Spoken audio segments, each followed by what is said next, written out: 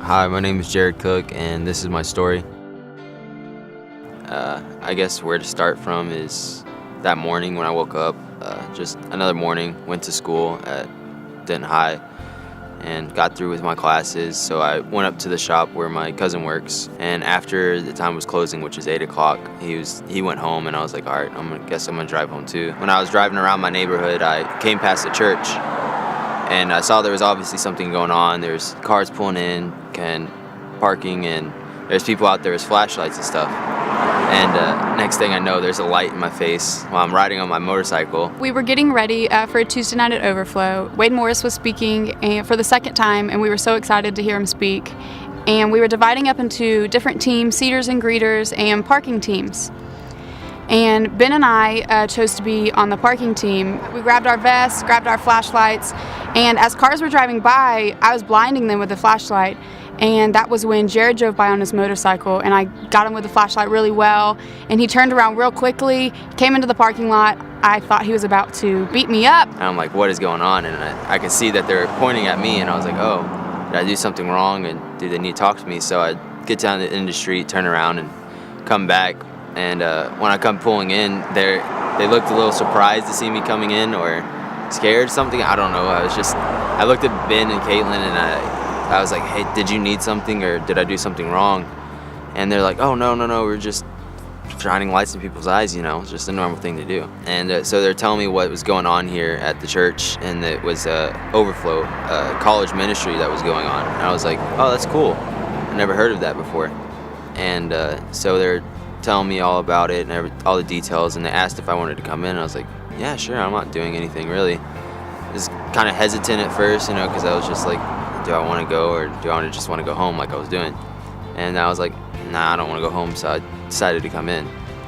And go in, and I see that there's a lot of people there. I was kind of surprised, and I could see that they were singing, so I sat down towards the back and was just standing there and started looking up at the screen, and it had the lyrics for the songs, and I was like, oh, this is cool. I actually started singing along, and I looked to my left, and there was Ben, and I was like, oh, what's up, Ben?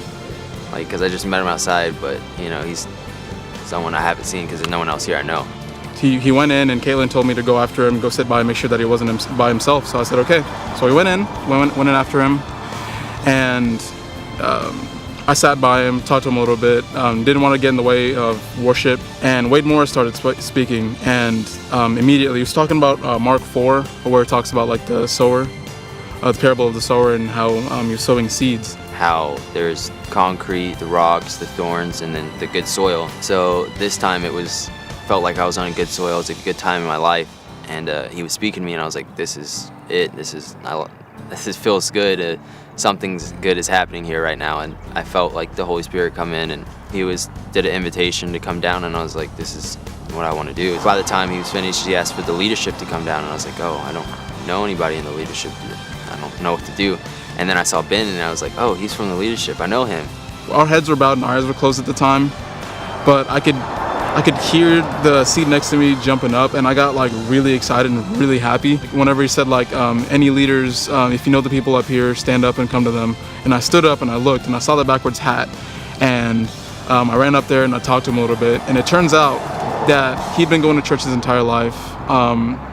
But it was up until that night that I realized that he needed that relationship with God, and that relationship is what saves us, and that relationship is what allows us to grow. And God really worked through that night, and it was amazing. So I had to squeeze my way through the people and get to Ben. But by that time, I was like, this is what I want to do.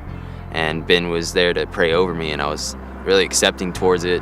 Usually I don't really let people pray over me, I guess, so to say, but this time it was just I didn't really think about it at all. It just happened, and it felt really good. And when we were finished with that, me and Ben time to talk, and the things that we talked about were some of the things we liked, and straight off the bat we connected, and we liked the same thing. And I was like, dude, this is gonna be one of my friends, definitely. And I definitely want to come here again. I definitely need to come here again. Just our connection was good, and then when I come to Overflow, it felt amazing, and I actually got baptized there, and it was awesome, honestly.